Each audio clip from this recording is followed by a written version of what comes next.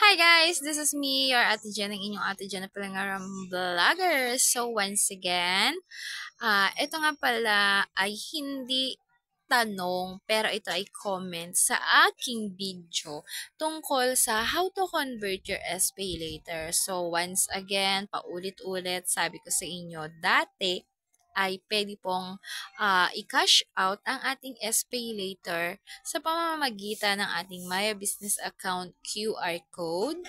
Tapos, ipapasa natin sa ating Cash G or sa ating PayMaya. So, or bank account.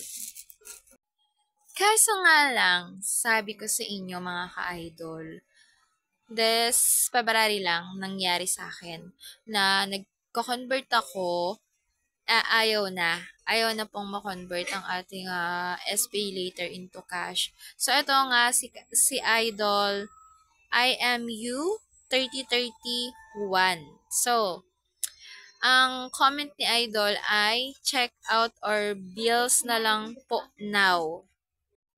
So, tama naman po si Idol.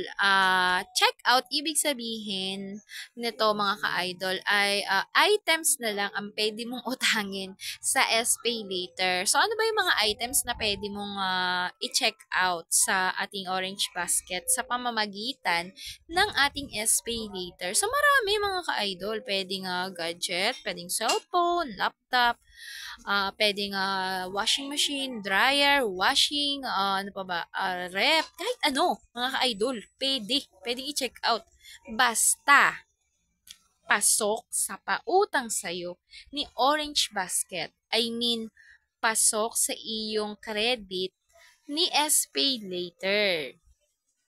Siyempre, baka sabihin mo naman, paano naman kaya yun, hindi naman totoo yung sinasabi ni ng isang vlogger dun sa TikTok na pwede daw mag-check out ng mga gadget. Siyempre naman mga kami, pag kulang yung pera mo, kahit naman kahit naman sa pera-pera, halimbawa hawak mo yung pera, paano ka makakabili kung kulang naman yung pera mo? Hindi ba ganon? Ganon si SPay later. So, pagpasok sa budget mo, pwede mong utangin ng utangin. Bahala ka kung 5,000 ng utangin mo ng lahat ng damit, sapatos, bahala ka. Nasa sayo yun.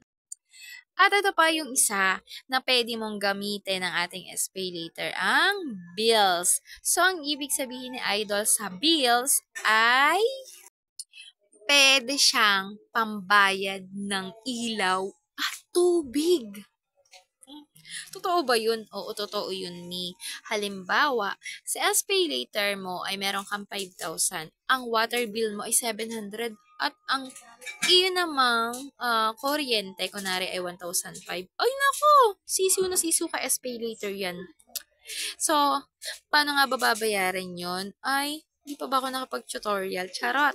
So, mag-tutorial ako kung paano ba magbayad ng bills gamit ang ating SPay later. So, for now on, yung sinasabi ni Idol dito na bills, pwede ka nga magbayad ng tubig, bills ng ilaw at tubig sa pamamagitan ng SPay later. Siyempre nga, pinautang ka ng SPay later, o edi yun na lang ang ibayad mo, 'di ba? Kasi nga hindi na siya pwedeng gawing cash.